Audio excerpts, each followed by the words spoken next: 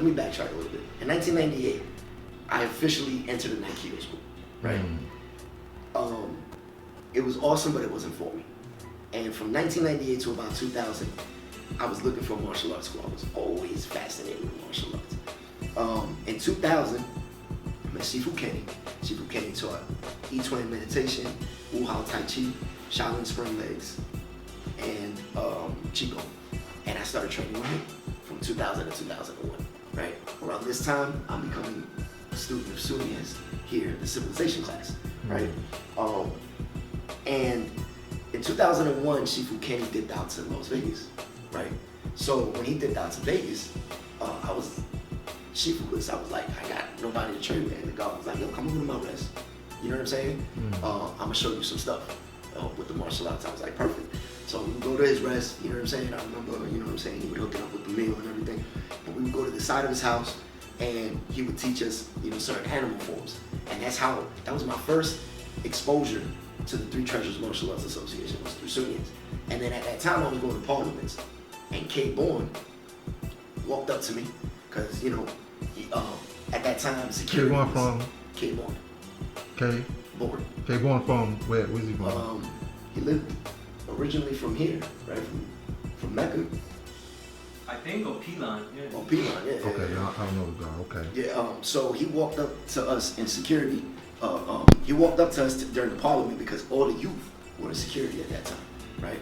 And he was like, yo, we need people for security. You down to jump in? You down to add on? I was like, yeah, okay, what do we need to do? I was with AZ at that time. And he was like, well, first you need to know at least to your 16th degree in the 140. Do you have that? And I was like, yeah, I'm in my 140. And he was like, all right, cool, come. And that's when I met the brothers in security. And when I met the brothers in security, first they just taught me what to do at the door. But after Parliament, Wise, Knowledge Peace and Asiatic, True Asiatic, was like, yo, come uptown with us. You know, and we went back to Knowledge Peace House when we used to live on 165th Street, and we ended up building with them. And I'm So building. Wise Ramel, that's in Atlanta. Yeah, well, that's, Yeah. well, I know it was Wise Intelligence. That's how far back I know him. Oh, wow, okay. Yeah, and Wise, you know, he was the first one who set my curriculum for training. So he was like, yo, tell me a little bit. I was building with him. And from that moment, we felt like we knew each other for years. All of us, all five of us. Because it was me, AZ, True Asiatic, Knowledge Peace, and Wise Ramel. And at that time, you know, we're in Knowledge Peace House, we're blowing it down, we smoking a little bit, and we're like, let's go to the hallway. And we go to the hallway, and Wise starts training me right there. And Asiatic and Knowledge Peace start training AZ. So I'm training with Wise, and Wise is teaching me certain things, and then boom, boom, boom. And then Wise started giving me homework in the martial arts, right? So I started training with the guards and security right here in Mount Morris Park. Right here is like the little Shaolin temple in the middle of Mecca. When you go up there, the bell tower looks like the Shaolin tower. You're like, yo, this is insane, you know?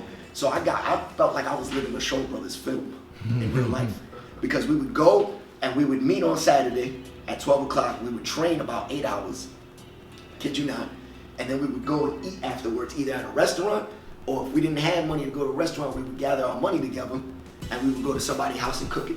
So we were like the Shaw Brothers Shaolin flick. Like, we were straight up a Shaw Brothers movie. We were the Magnificent Ruffians. Straight up, right? Tell me no.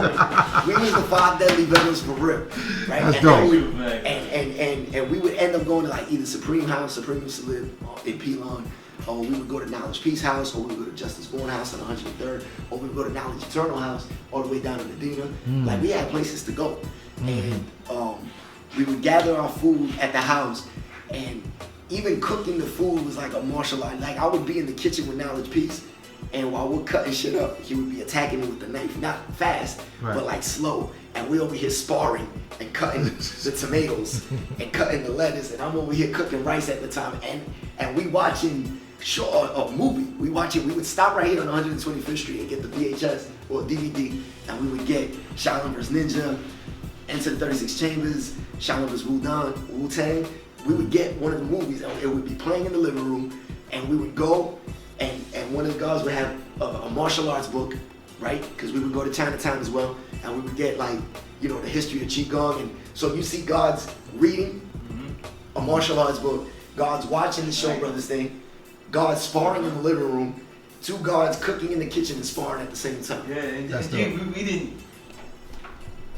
we didn't wear anything but gis. Nothing but jeans. I didn't wear polo, I didn't wear anything. I didn't wear jeans the entire 2000s. For real. Now it's everything I'm wearing now is polo. Back then, it was Kung Fu clothing. For real, yo. That's it. That's We all would go to Kung Fu like, clothing and Tim's. we would go to Mott Street. And we would get all nothing but Kung Fu clothes. And then Knowledge Peace would get the white ones and dip it in paint, like liquid paint, to paint his own version. He Wu-Tang and shit, yeah. Yo, remember the Wallabies? Yeah. We used to sell Wu-Tang Wallabies in Midtown Manhattan for $20. So we all had Wallabies, Kung Fu pants, and Kung Fu gis.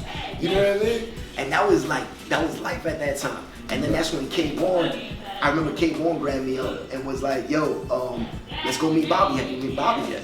Bobby's our Shigun, our Grandmaster, the founder of the Three Treasures Martial Arts. It's Bobby.